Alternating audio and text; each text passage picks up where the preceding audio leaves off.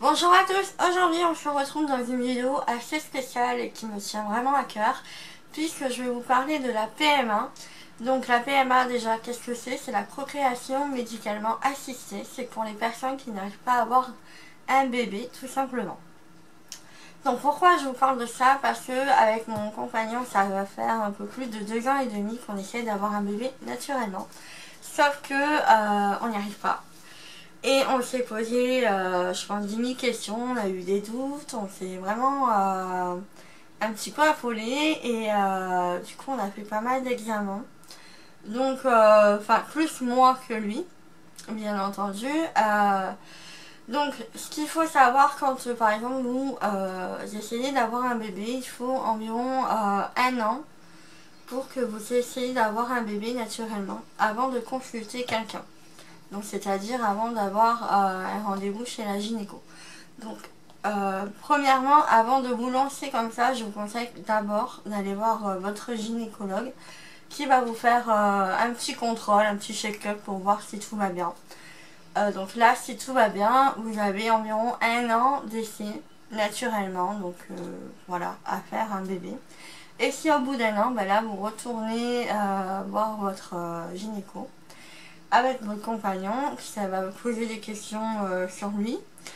Et donc là, elle va peut-être vous diriger vers la PMA ou alors vous donner un autre traitement si possible et tout ça.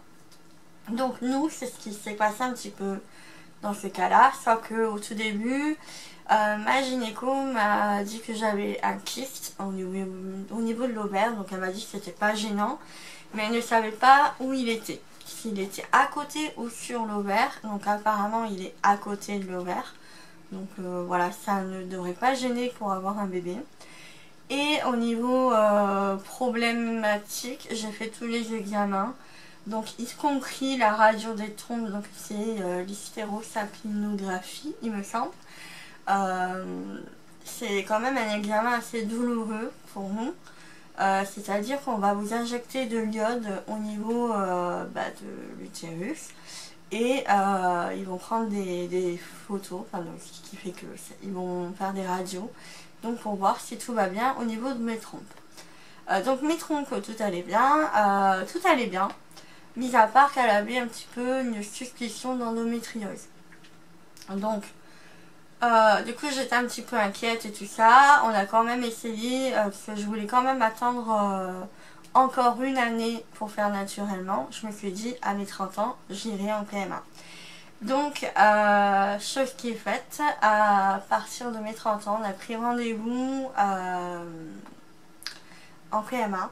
Même si j'avais un petit peu laissé traîner parce que voilà, c'est un peu délicat la PMA, c'est quand même quelque chose d'intime et je vous en parle aujourd'hui parce que voilà, j'imagine que je ne suis pas toute seule et qu'il y a peut-être des femmes comme moi qui sont dans l'attente d'être maman. Et donc du coup on s'est redirigé vers la PMA d'Aix-en-Provence, donc on est suivi par un docteur et tout ça, enfin un spécialiste de la fertilité.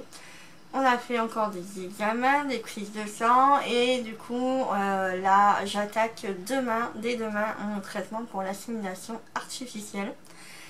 Puisqu'étant donné qu'après tous les examens qu'on a fait, on n'a pas vraiment de problème d'infertilité, mais plus d'un problème d'infécondité. C'est-à-dire qu'on n'arrive jamais à trouver le bon moment voilà, pour que le bébé se fait. Donc là ça va être surveillé, ça va être contrôlé, donc j'ai un peu hâte de savoir si tout va bien, si ça va marcher du premier coup ou pas, s'il y a des chances que ça ne marche pas du premier coup.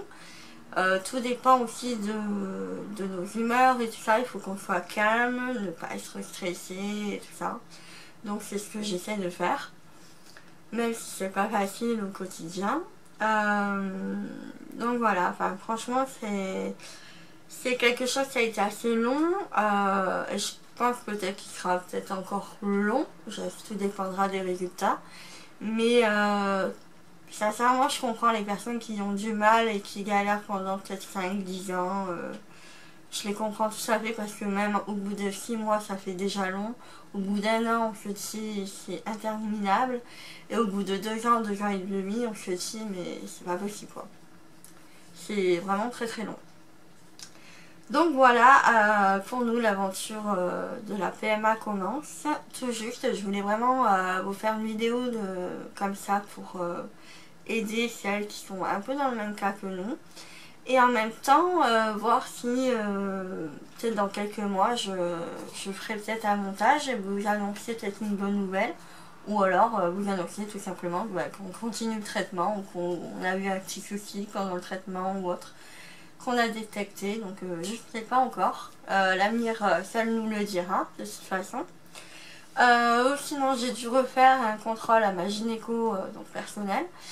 Et du coup, elle m'a dit encore qu'elle avait un doute sur mon endométriose, que j'avais une petite endométriose.